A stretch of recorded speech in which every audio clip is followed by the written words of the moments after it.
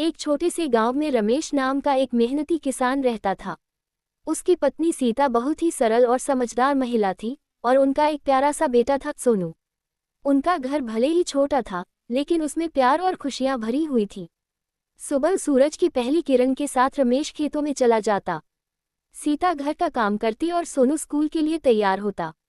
शाम को जब रमेश थका हारा घर लौटता तो सोनू दौड़कर उसे गले लगा लेता और सीता गर्म गर्म खाना परोसती।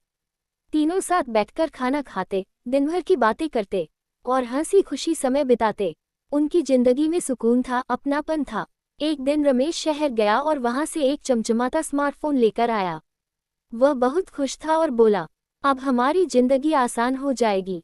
शुरुआत में सब कुछ बहुत अच्छा लगा। रमेश मोबाइल में गाने सुनता, सीता नए नए रेसिपी और वीडियो देखती और सोनू गेम खेलने लगा। तीनों को यह नया खिलौना बहुत पसंद आया। दिन बीतते गए और मोबाइल उनकी जिंदगी का हिस्सा नहीं बल्कि आदत बन गया। अब शाम को कोई किसी से बात नहीं करता था। रमेश खेत से आकर सीधे मोबाइल में लग जाता। सीता घंटों वीडियो देखने में खो जाती और सोनू पढ़ाई छोड़कर गेम में डूबा रहता। घर में पहले जैसी हंसी गायब हो गई। अब वहां सिर्फ सन्नाटा और मोबाइल की आवाज थी। एक दिन सोनू के स्कूल से टीचर का फोन आया। उन्होंने कहा, सोनू पहले बहुत अच्छा पढ़ता था, लेकिन अब उसका ध्यान पढ़ाई में नहीं है। रमेश को बहुत गुस्सा आया। वह घर आकर सोनू पर चिल्लाया, तुम सिर्फ मोबाइल चलाते रहते हो, पढ़ाई क्यों नहीं करते? सोनू चुप रहा, लेकिन उसके मन में दर्द भर गया। उसे लगा कि पापा उसे समझते ही नहीं हैं। धीरे धीरे घर का माहौल खराब होने लगा। सीता और रमेश छोटी छोटी बातों पर झगड़ने लगे। सीता बोली, आप खुद दिन भर मोबाइल चलाते हो और बच्चे को डांटते हो। रमेश भी गुस्से में जवाब देता, तुम भी तो दिन भर फोन में लगी रहती हो। अब घर में प्यार की जगह गुस्सा और तकरार ने ले ली थी। एक दिन सोनू स्कूल से वापस नहीं आया। शाम हो गई, रात हो गई, लेकिन सोनू का कहीं पता नहीं था। रमेश और सीता घबरा गए। उन्होंने पूरे गांव में उसे ढूंढा, हर जगह पूछताछ की, लेकिन सोनू कहीं नहीं मिला।